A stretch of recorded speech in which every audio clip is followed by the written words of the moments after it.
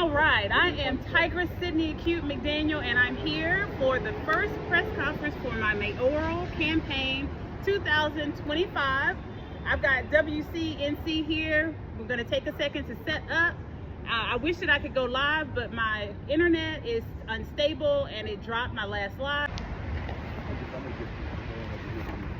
Absolutely. Right there, back up. Really?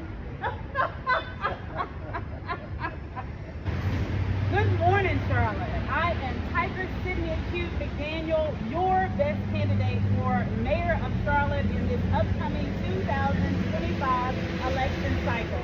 I am so excited for this particular mayoral campaign because I know that you are ready.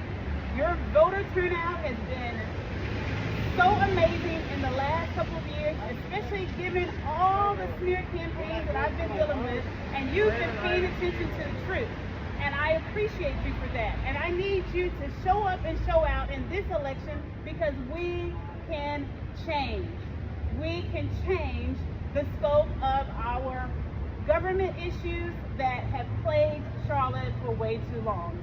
If you have any questions, you know that you can always DM me, text me, call me. My number is my number. I take great pride that I am good in every hood.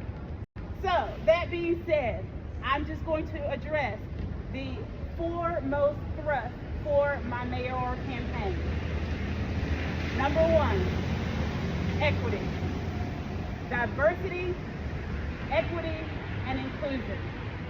Number two, we have to embrace and increase our awareness in legal education, because I've told you so many times that law is inseparable to the change that we see. As you see, divisive Republicans, because it's not all Republicans, and even divisive Democrats who are not on the right side of justice are selling us out to the highest briber. And we cannot deal with that. They are abusing our judiciary for their own ill-gotten will, and we cannot allow that to happen anymore. And the only way to address that and head on is through legislative reform.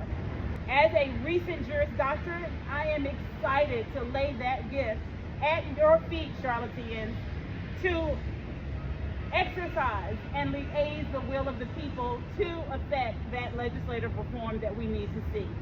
We know now, a lot of you know, more than you knew prior to the pandemic even, that law is again inseparable to generally everything that is important to Charlotteans and even Americans on an everyday basis. Number three, we have to get back to an objective truth. We know that there's so much muck as it relates to false news and defamation tactics.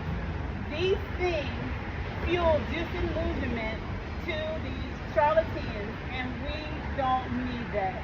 We need transparency and objective truth. We deserve it.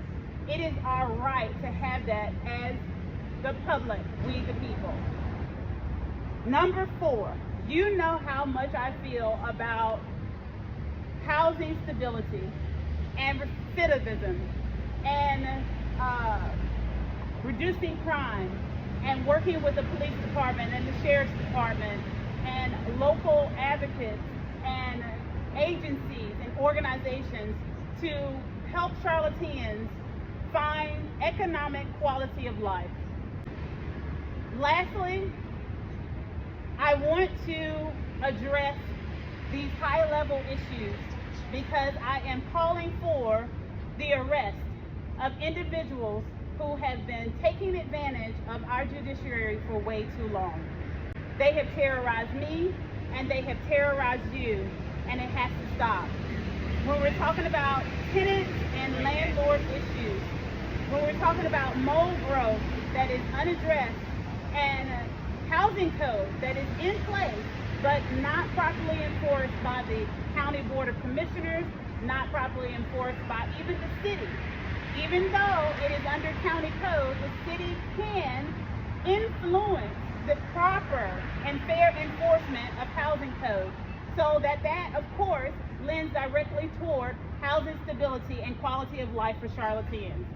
As a doctoral level scientist in microbiology and wetland bioremediation, you know that mold is core. Microbiology, it is core to my expertise. And so they can't fake the funk with me. I know exactly what the deal is. I've worked with the EPA. I've been a former federal ranger with the National Park Service, being a principal investigator for microbiology and hazmat and environmental justice. I've worked with the USDA. I've worked with Karen Neal, a renowned extension agent, to bring about change through andragogical development to teach adults in our communities in rural and urban areas exactly what they need to know, so they know exactly that they don't have to deal with environmental injustice, that they know that mold growth is not something that you can just dismiss, that you know that there's legislative policy in place that they need to enforce for your rights to be upheld. You do not deserve to live in mold-infested apartments and pay $1,500 and upwards for rent. How ridiculous is that, Mayor? And my dad used to always say, you put tigers in the room and the standard is automatically raised. So even where a mayor has no voting power, no statutory voting power, you know that if the standard is raised when I am in the room, then liars aren't going to want to lie, because they can't lie in front of a Juris Doctorate who's pursuing their license to practice law, who's a scientist who knows, so they can't fake the funk.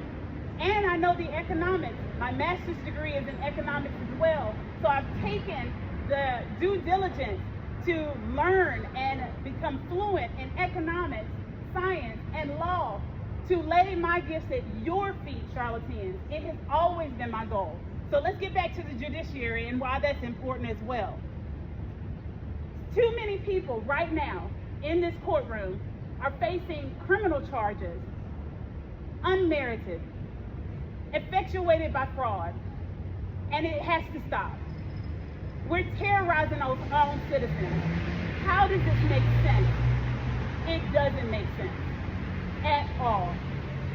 In this courtroom, families are being torn apart in custody battles that should not be existing. There are, unfortunately, men in these battles who are actually being accused, falsely accused of domestic violence, and having their rights questioned, having their parental viability questioned. And unfortunately, there are also women who are facing very similar contemptuous issues. We have to stop this, because a lot of our judges that are sitting on the bench right now, they have lost focus on the ethical and legal rigor to which they are enjoined by their oath of office. And they are instead making deals behind closed doors with cocktails on people's lives. And we can't have that. And this is not just some scandalous talk. You know I know specifically because I've been there, done that, and I'm dealing with them on the campaign trail, in the professional courtroom, and I see it. And I've told you, I've warned you, Charlotte, I've warned you that they would do exactly this. Let's take a note from the esteemed Stacey Abrams, who has brought attention to this issue. I have been telling you the same things for years. When you allow them to get away with one thing, they will what? Attempt to get away with much more. We know the saying, if you give someone an inch, they'll take a mile. Think about it the same way for corruption within our judiciary. If they feel that they can get away with it, and they do get away with it, what is to stop them to continue doing it? We need to put checks and balances back in place. That's the reason why we now have elections for judges. But they are actually curtailing that. And that is reprehensible. I brought to your attention one such judge who was unreelected and lost his seat to a Democrat that we rightfully elected to that seat. And this judge, Augustus Graham Shirley, got with his homies, Phil Berger. You know Phil Berger, guys. Ladies and guys, y'all know Phil Berger. That's public enemy number one to justice and diversity and equity and inclusion. And they, on February, I believe it was February 9th, they introduced and immediately ratified a bill that appointed him, Augustus Graham Shirley, to the same term as a rightfully elected judge until 2032. So what does that tell you? He has completely abused his association, very likely through a bribery, and if not through an exchange of money. We're very sure that, and it's very likely there's been some type of quid pro quo transaction. And if not that, we know that there is the core conspiracy of just corruption generally. And he got his homies, his corrupt homies, in our judiciary, in our North Carolina General Assembly, to write them in. When we have so much more to focus on, we're seeing them instead focus on their corrupt will. And it has to end. I'm calling for the arrest of Phil Berger for public corruption. I'm calling for the arrest of Augustus Graham Shirley for curtailing and abusing election laws by having his homies write him in a law to assume a judicial seat without being duly elected. It has to end now. I wanted to keep this short and sweet. We will have more press conferences, but I wanted to make sure that you knew exactly what I stand on, and you know how unwaveringly I stand upon these issues. I am beyond moved by the individuals who have been protesting through the No Kings mantra. I appreciate you. I want you to know that. I know right now that everything that is going on, we see it on TikTok, we see it on all the other social media sites, that there is more division that is being promoted than unity. So I want to tell you thank you. Thank you for your efforts. Thank you, allies, for standing in the gap and interceding on behalf of individuals who are disenfranchised and members of DEI and do not deserve the treatment that they're facing. Number one, it's constitutionally violated. Period. And it's not up for negotiation. It is written in the Constitution, letter of law and spirit of law, and we are not going to stand for it.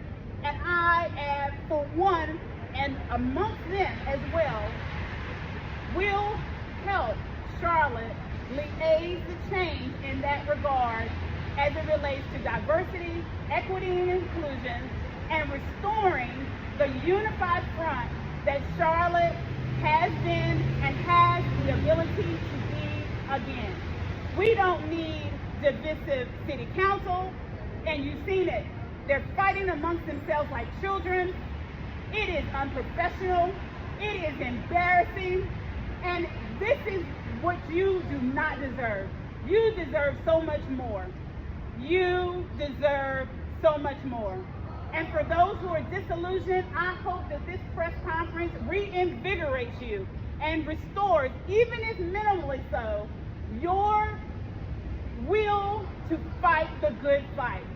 Because I'm in it, and as my slogan goes, see tigers run. I am the only one fit to run. And I promise you that I not only have my gifts to lay at your feet as a doctoral level scientist, doctoral level economist, and now a Juris Doctorate, which is unrivaled for an African American woman with a Haitian and Cherokee background. I want you to see this, the zeal in me, what my family wrought in me, and I want you to be empowered therefrom. and we will affect the change we want, Charlotte. I can promise you that. I'm not going anywhere, and again, I'm fit to run and your best candidate for mayor of Charlotte in this 2025 election. Thank you so much.